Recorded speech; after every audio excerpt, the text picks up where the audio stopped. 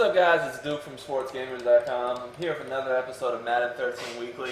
And this week, guys, I'm in the Chicago Bears offensive playbook. The playbook we're going to look at is from the gun Snugs flip, and it's called Aggie. Alright, so first we're going to look at it against zone defense.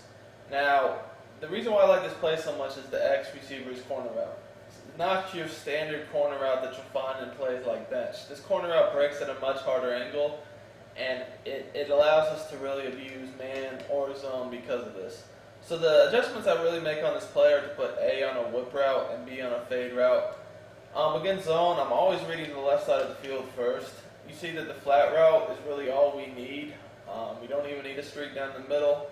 You just want to make sure you keep that slot flat route. Basically, guys, it takes away the underneath coverage and leaves a void in the zone for me to throw a bullet pass lead down to the outside. So here that's down to the left, and then I just click on and go for the catch. Now this is going to be your first read against literally every zone defense or even man defense.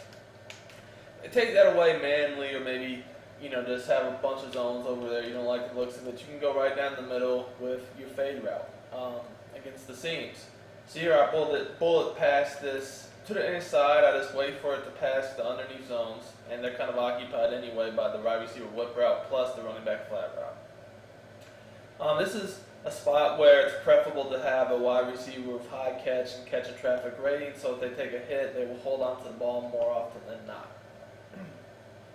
Now, if you look at this against man coverage, guys, you'll see that our reads are pretty much going to be the same. I read the corner out first, and then after that, I'll move to the right side of the field where I look at the whip route and the fade route.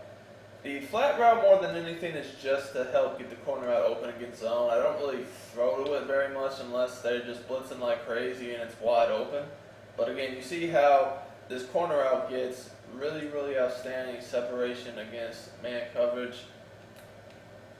Again, we could go to the seams with the fade route, but when you have something this open, you gotta take it. Now, if they press you, it'll take a little bit longer for him to get open because he's got to get off the bump before he can get that separation. However, he's still gonna get open, but we also have some quicker reads in the whip route over here, specifically on the right if they're in something like two-man under. And we can just throw a bullet pass lead up like that and still get a lot of yards. And I would prefer to have fast people in the slots.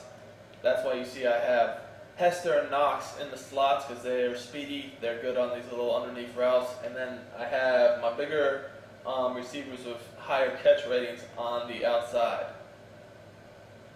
So you see how open this is. I just throw a bullet pass lead up and getting about 20-21 yards here. So this play is extremely effective. You can also find it in a few other playbooks with Snugs flipped, but it's not a very common play. Like a bench or a mesh or a stick. It's much rarer, and it's extremely effective to use in any situation. So I would highly recommend checking it out, especially if you like to run this Snugs flipped offensive formation.